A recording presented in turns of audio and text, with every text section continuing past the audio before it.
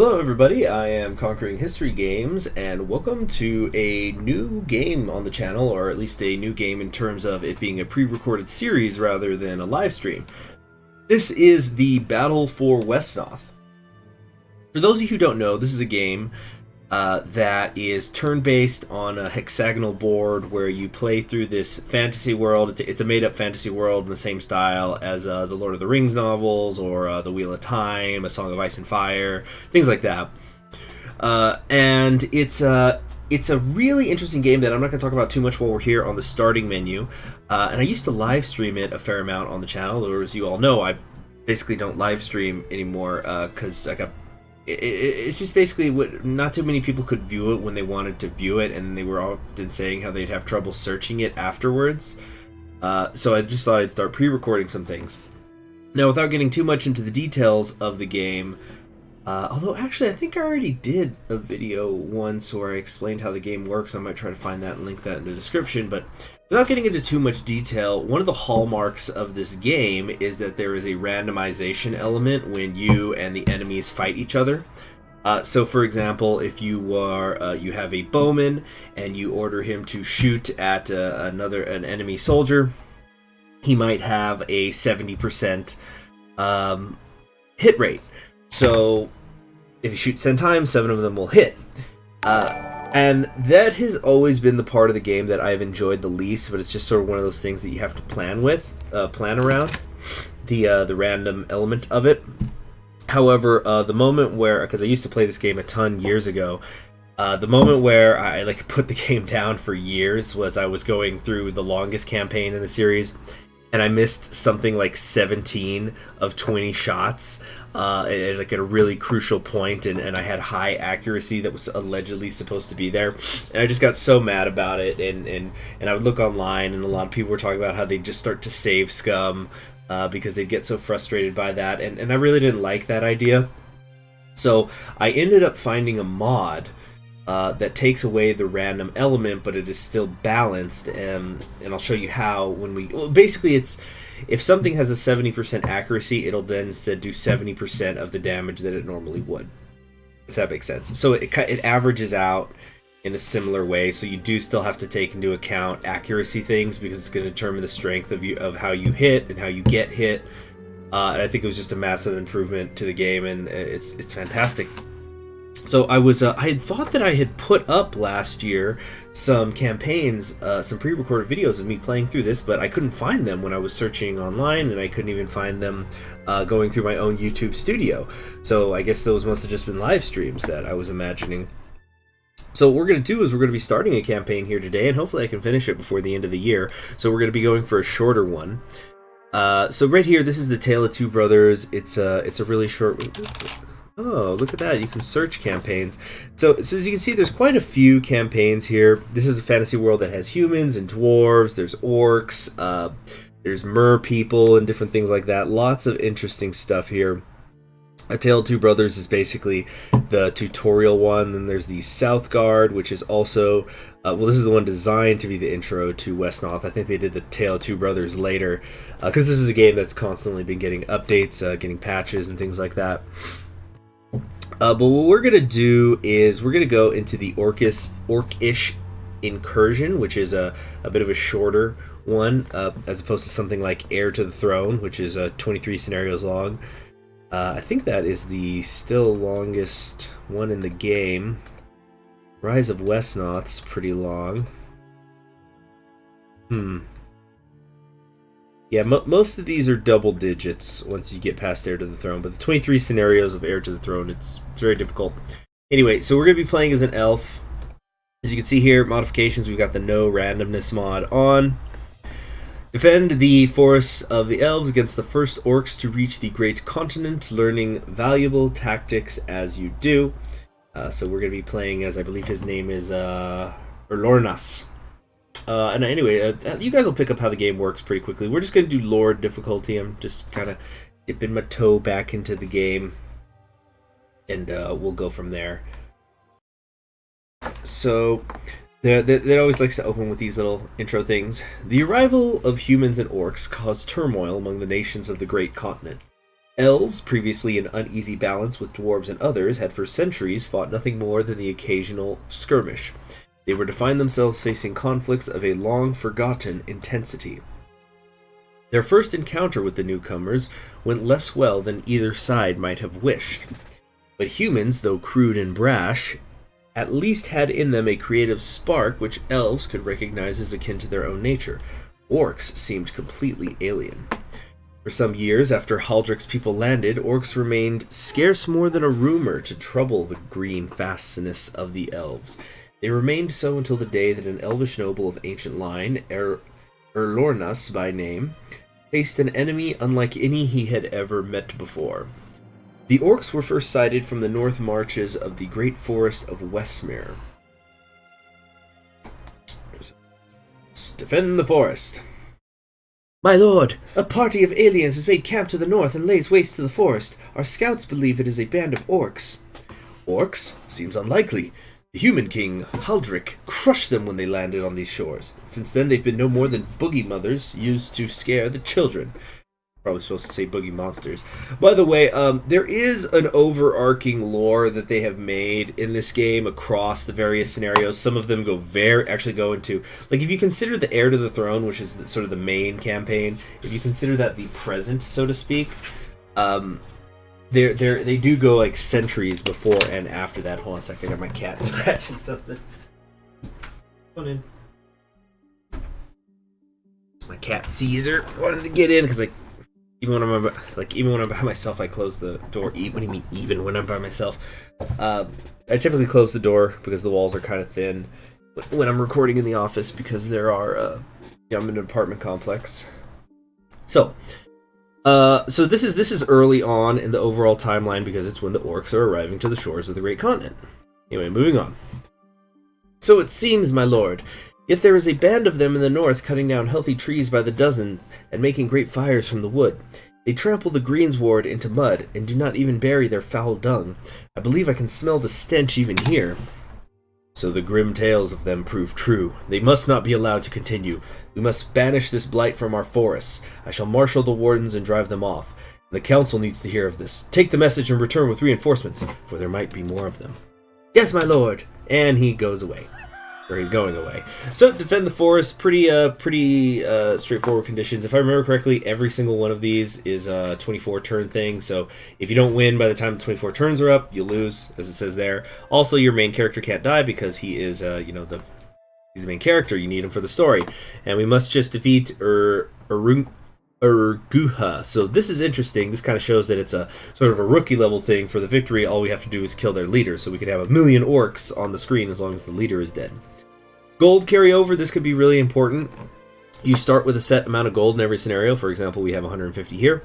If we finish early, we'll be able to get bonuses, and we'll also get to keep 40% of whatever gold that we have here. So it could be really important to... so sometimes you might want to finish early to get a bonus. Sometimes you might want to hang around if you're mining gold, because it's going to be worth it. All right, let's get started here. So, in this and any future campaigns, unless I make a video explaining it exactly, where I'm going to probably go over the basics of how this exactly works, because as far as I know, it is even still not a super popular game. The only reason I ever heard about it actually was because I was using the Linux operating system for a while, and I had a friend who was telling me, well, here's what you could do to here's a game that you can play on Linux. Okay, so what you want to do here is you have your Elvish Lord and you can move him around like so, but what we're going to do is and there's a lot of hotkeys, but I'm not going to be using them just so you guys can see what I'm doing. We're going to recruit, since we have him here, we can use him to recruit soldiers. So you have different types of soldiers here. For example, there are Elvish Archers, Elvish Fighters, Elvish Scouts, and Elvish Shaman. They all the elves, I think every single elf unit always has 2 ways of attacking. So an archer can use a sword. It will attack 5 times. It'll attack 2 times for 5 damage each. Alternatively, if you got a dedicated fighter, he'd be able to attack 4 times. Or is it 5 times for 4 each? Oh shoot, I should know that. I'm sorry.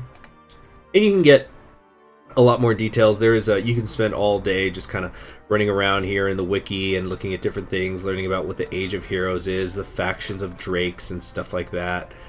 Yeah, it's a huge world that you can get lost in. It's I guess you could say it's kind of like Kaiserreich, where you have all this lore that's backing up the gameplay, so it can make things much more interesting. Anyway, I think what we want to do here is, I'm a big fan of shamans. They're very weak initially, but with your different units, they can be leveled up typically 2 times. So you can go level 2, level 3, and you can have them specialize in different things. So they can be more melee focused or more rank bonus, defensive, things like that. So what we're gonna do is let's recruit a shaman. We're gonna probably do 2 each of these, I think. Let's see, recruit another archer, recruit another. Okay, so what I'm doing is I'm hitting Control R. 2 fighters and a shaman. Okay, so that's all we can do. So 2, 2, 2. Now, each of these fighters, as you'll notice, this is a terrific detail, gets a name and has a lot of various stats that you can see here on the right. So let's take a look here at Seni, the Elvish archer. His health is 28. He has 0 experience right now. Movement cost is 0 because he just got recruited, so he can't run out there. He's a level 1. The terrain right now, he's getting a defense of 60%. He is quick and intelligent. So this is a terrific combination in some ways. When you're quick, your movement is increased by 1, but you lose some health points. So he only has 28 as opposed to this other one here who has 35 health points. And so every single unit is going to have a couple of these traits here that modify it. So this is a Senine is a quick, intelligent elf, whereas Teniel here is strong, so that increases his sword and HP. Strong is always awesome. You definitely want to try to level up ones that are strong. And he's also resilient, which is another +4 HP, and he's going to get another HP every time his level goes up. So this is somebody who, Teniel here is somebody who you definitely want to, I'm going to want to hold on to. Because sometimes you have to sacrifice units that are weak in order to protect ones that have a lot of potential. So I'm going to try to keep an eye on Teniel here. And actually, if you hover over what the name of the unit is, it's going to tell you a little more detail here. So most elves are proficient archers from a young age, not as sturdy as their human or orc counterparts. Elvish archers are still effective combatants, especially when fighting from the safety of their forests. Now, we also have we have 3 villages right now, 7 units. There is no unit cap as far as I remember. A lot of information up here: turn number, gold, how many villages we control. You want more villages so you can get more gold. Let's see here. Income is +2 right now, and this clock is just telling you what time it is in my world. Unless I modify it, which I very well might. So we've done all we can. I could move out Erlornas here, but I can't really get the get too far. So we're just gonna go ahead and end the turn. Did not hit intern. Intern. There we go. So they're doing the same thing up here. They're recruiting their own forces. You see, you got. Look at them, big, slow, clumsy, and hardly a bow in hand. Keep to the trees, use your arrows, and the days will be ours. Okay, that's because elves get a lot of bonuses when they're hanging out in forests, and they're also good for defense, so he's already telling you this is what you might need to do. Let's see where I can... Oops. We're going to try to just occupy as many villages as we can, so we're going to come over here. Try to keep our shaman, especially in the forests. Yeah. And have our fighters escort them a little bit. Let's also recruit a couple more soldiers. Like I said, I really enjoy shamans, so we're gonna recruit way more of them than I need. I'm just a big fan.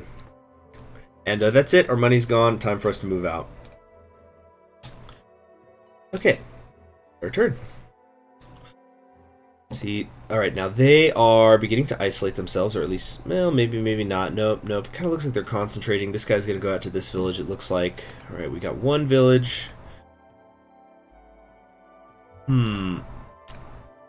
Okay, who can get where? Dexterious. Let's move you up here.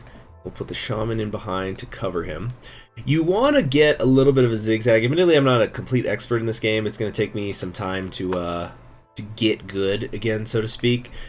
But as a general rule, you don't want to leave units in isolation because then they can get surrounded and chopped to pieces pretty easily. So you're going to want to watch out for that. Now down here, let's move up these shaman. Yeah, they're very fragile in these early days, but they can get better. Oh yeah, there is an undo button, which incidentally I do not consider cheating if I use it. I'm not going to be save scumming, but just using the undo if I misclick something, I will not consider that cheating. Okay, it's just there to fix your mistakes, and you can't go back. So like if I hit undo, unless they've patched something, oh wow, you actually can undo things twice. Well, I'm going to just generally make a rule that I'm only going to undo once. For like if I misclicked, like, no, I didn't mean to hit that tile, I meant to hit that tile, that sort of thing. Alright, the attacks should be starting here momentarily. We are running a deficit right now in terms of our money. So they're creating a pretty solid line here. Dang it, we can't get to this village. But let's try to isolate this one here below, or who's got low HP. Orcs tend to be pretty strong. Yeah, this guy's got 37 health, things like that. For example, my Elvish Archer only has 28. But I think what we're going to do is let's get our fighter right here. And we're going to be using the bow whenever possible because they don't have their bows. So we're just getting free hits. Usually anytime there is an attack back and forth, there's a... oh yeah, slowing is cool. Whenever there was a back and forth like that, they'll also be able to swing at them, but why would I attack when I could just get free hits with my bow? So we're already isolating this. We're going to entangle some of these. So slowing them down when we do something like that, does it show the marker? Yeah. Unit has been slowed. It will only deal half its normal damage when attacked, and its movement cost is doubled. So stuff like that is why shamans are really cool. Now we're gonna fill in these areas here like so. Let's bring in another archer. Actually, let's kind of put him on the edge here and just keep whacking away a bit.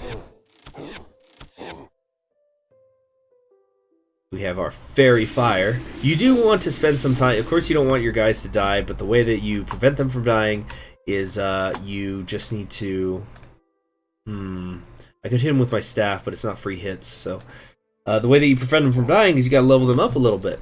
Plus it also pays to do that early, because then they can usually get some leader bonuses. So just do that early in the campaign, and everybody will generally be okay. So as you can see now, they're trying to isolate my shaman. They might actually succeed in killing her. I think the only reason they weren't able to is... nope, there she is. She's going down. Alright, now nobody's going to be able to get around to her, but she definitely would have died if I had not slowed these two orcish grunts down.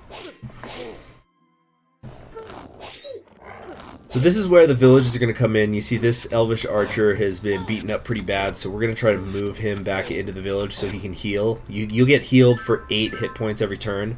Also, now it's nighttime, so they're going to be getting some bonuses, which is really annoying. Okay, let's continue to... well, what are we going to do with this one? Let's move this shaman back toward the village. This one cannot go any further, and okay, we need to move him up, moving through the forest. We may retreat back to the castle if need be. Mostly, though, I'm farming for experience at the moment. So what could we do here? We can move this guy over here. Yeah, let's do that. Let's try to take out their Wolf Rider Scout, because he can start getting annoying running all over the map. Angle. There we go. I think I'm feeling safe enough getting Lornas into the fray here. Yeah. Hit him with some fairy fire.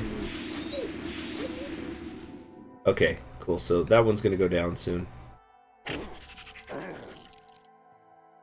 Okay. Keep entangling. No, I should have entangled him actually and gotten the fighter up here. Kind of screwed that up a bit. So this Orcish archer does have a bow.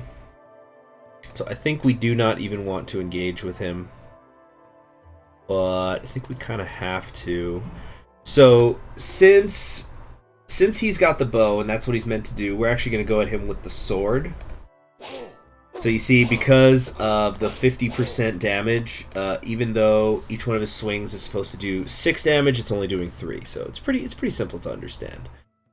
I think we'll just bring her over here and entangle this grunt. It is important though that I try to hold on to these villages because they're going to allow me to heal. This Wolfish Rider should be going down soon, and I think Erlornas will be able to survive any 4 hits from any of these, because that's the only way that they can hit him. He's protected from every other side at the moment. You see, they took this village. That's what I was afraid of. I was hoping the AI wouldn't be smart enough to do that, but she's going down now. Yep, that's how it is. They probably have improved the AI over the years. So we've lost 2 units. They haven't lost any. Very bad start so far. And notice how it's the ones that I'm not keeping in the forest, so I'm not paying attention to the advice that was given to me, and I am paying. There's a consequence for that. Okay. So. Yeah. Oh, yeah. Let's talk about the healing ability. The shaman is allowed to heal. Allows the units to heal adjacent allied units at the beginning of a turn. A unit cared for by this healer may heal up to 4 HP per turn or stop poison from taking effect for that turn. This ability will not cure an affected unit of poison, however, only delay its effect. So, there you have it. We're going to, just use the bow. That's going to take him out. We can't move anymore, though, once we attack. So, but it's 1 down. Yeah, also, I believe the no randomness mod always rounds down damage, which can be annoying. But that's just the way it is. We've got them slowed down. I think we could, let's see, they got 5. I'm going to be able to get 3 hits in. Yes, this will kill this orc. Alright, another one down. Again, I don't want to mess with these archers too much. Okay, I can't get around. Hit him with some fire.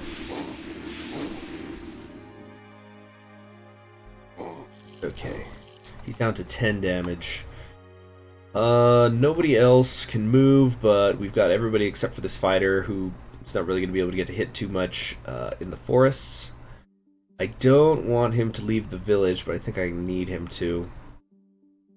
He's healed up. He could survive. Let's put him here.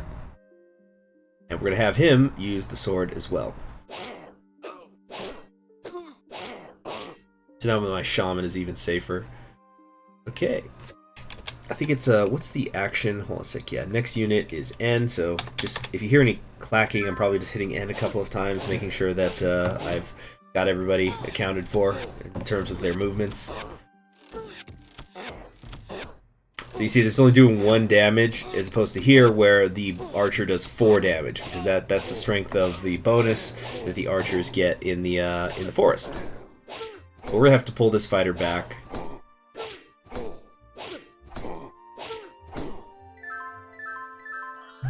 Okay, yeah, so we're gonna move him back over here to this village.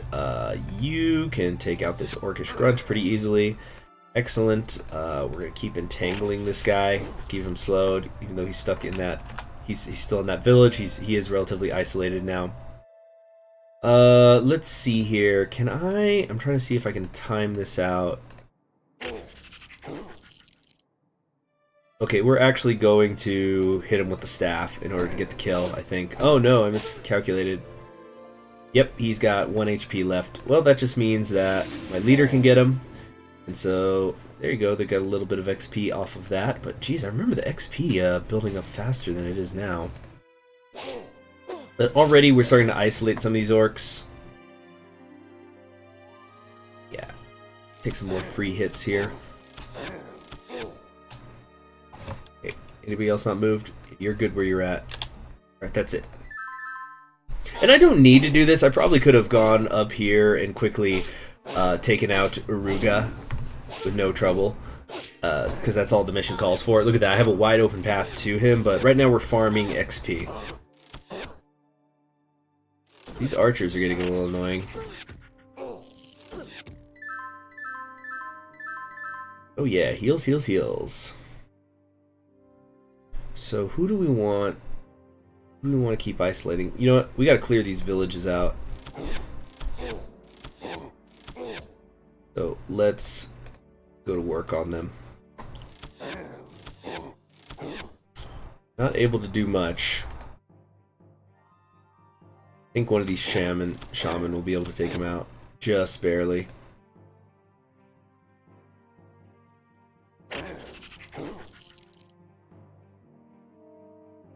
Okay. And now we'll bring in, and then again, maybe I should use my fairy fire. 7 times 3. It's gonna round down, so it's 3. 3 times 3, 9. So if we do 9 and 10, yeah, we can kill this archer right now, I think. Oh no, but he's also got the forest defensive bonus in his favor right now. But I still think we'll be able to kill him. Yeah, by my count. There we go. Okay. Keep him slowed. Next turn, yeah, this guy's got nowhere to go, so next turn we could take that grunt out. Even though he's gonna get a heal. Uh-oh. Ooh, that got a little hairy there.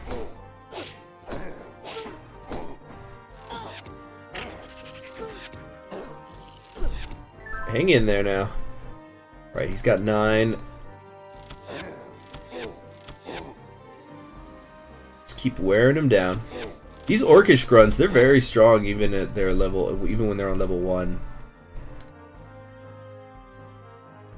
Yeah, Tiniel, this is the one I want to level up. Great.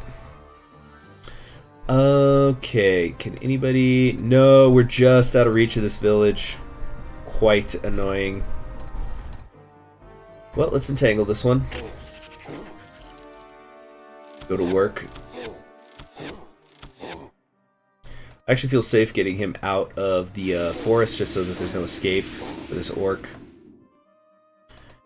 And when you get you in the village, you should be safe. Yeah, you could hover over the other units to make sure that they can't get in, things like that. All right, we're doing good.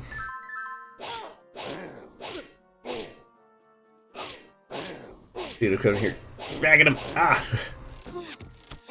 Okay, how many hits do they? How many times do they shoot? Dang it! I thought they had one less hit than that. Oh well.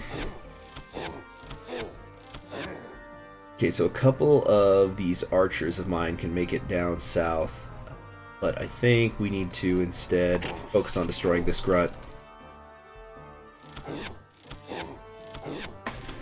And that's just right for my main lord here to take him out.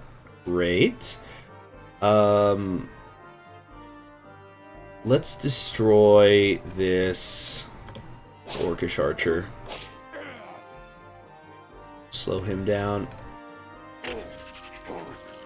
Yeah, this guy's about to be totally isolated. Like I said, we could go down and hire a couple more. Because units in each, I don't think I mentioned this earlier, you will carry over your units from earlier scenarios. So it's useful to recruit as much as you can, and have as XP as many you can before you get started. Especially because it's cheaper to recall. It's called recall instead of recruit, where you bring back your own old units. So we're gonna entangle this guy and basically keep her in the village so she can't do much, and we'll keep him slowed down that way. Let's move our shaman up, and the rest of you also need to get moving up. Let's take these villages first. Oh, he hired one more grunt before he left. I didn't notice that. I just thought, I don't know if I can recruit in their camp. Let's find out if I can in a minute. Can't quite reach him.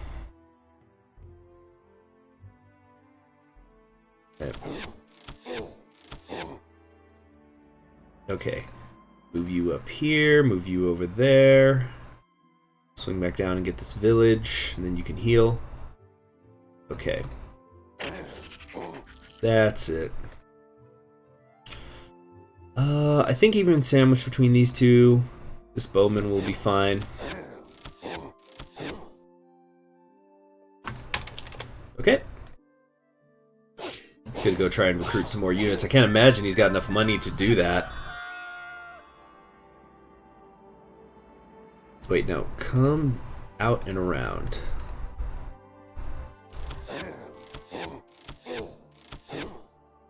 Right, where's Tinian's down there? Oh, it was Tanel that died. Oh no, he's right here. He's right here. Okay. So we can probably still save him. Great. Get her right in there and entangling people. As you can see, it's now just a matter of time. This is also, by putting all these shaman around him, it's restricting the flow of where he can move. As well as by occupying all these spaces, it gives him less areas to recruit. There's just not much he can do at all. Plus, when we're on the inside, although we're only doing 1 damage to him anyway, so it doesn't hurt to get on the outside, actually, with the shaman. Yeah, because, yeah, like I said, it doesn't matter that that he's behind the wall when you're only doing 1 damage. Anyway, look, just for demonstrative purposes, let's say if we attack him like this, oh, we're still able to do 2 damage. I thought the walls were supposed to help. I guess it's only if it's stone walls. Okay, let's see if this works. Oh, nice, I can, in fact, do this. So OP. Right, we'll entangle him. And get ourselves another elvish fighter. Okay, that's it. Now we just... next turn. He's just swinging wildly now. Obviously, there's nothing he can do. It's just a matter of who's going to get the experience. We're going to have this Elvish Archer attack him because they're about to level up. So just by getting involved in the combat, that's going to help. Cool. So my quick intelligent one can now become either a marksman or a ranger. I believe the ranger is a little more focused on melee, although I think rangers could also become heroes, which are super strong, but... we'll go with marksman. Yeah. The bow goes up to a 9 damage. And it's piercing, which I think means it can get around some armor stuff. I am a little tempted to just keep not attacking, so he can get other bonuses, but let's see. He's at 2. You know what? We might be able to upgrade this shaman if I have her get the last blow in. Urgha, I have been bested, but the combat wasn't fair. 1,000 curses on you, withered coward. May you suffer. Well, I have been bested, but the combat wasn't fair. 1,000 curses on you, withered coward. May you suffer. And when my master Rualsha finds you, may he wipe your people from the face of this earth. So did she get the bonus or not? Rualsha. What if... Assemble a war party. We need to scout north. Okay, cool. So she's victorious. She could become either a druid or a sorceress. I think the druid is more of a support class because then she gets to she can cure people of things. But she get, let's see, yeah, either way, she's gonna have 3 different attacks that she can use now. I think we're gonna go with the sorceress. Yeah, the sorceress has a little, although the sorceress is harder to level up again. Gotta get 80 XP. You know, let's take advantage of that. This is an intelligent one, and so it needs less XP to advance, and go for the druid. Plus, it has a +8 heal now. Okay. Yeah, it's not that strong in terms of attack and things like that, but it's supposed to be more of a support class anyway. So, because we finished 9 turns early, it's a 12 gold per turn. Total bonus is 108, or 40% carryover, so we're gonna get 63 extra gold with on top of what we usually start with when we go to the next scenario. So thank you very much for joining me in the start of this new series on the channel. There's also a lot of other things on the channel if you're interested in those sorts of stuff. But I hope that you will enjoy it. And yeah, this journey of me getting back into battle for Wesnoth. Thank you very much, and I will see you in the next one. Please be sure to subscribe and click the bell so you're always notified whenever a new video goes up on the channel, including the ones for this series. Bye-bye.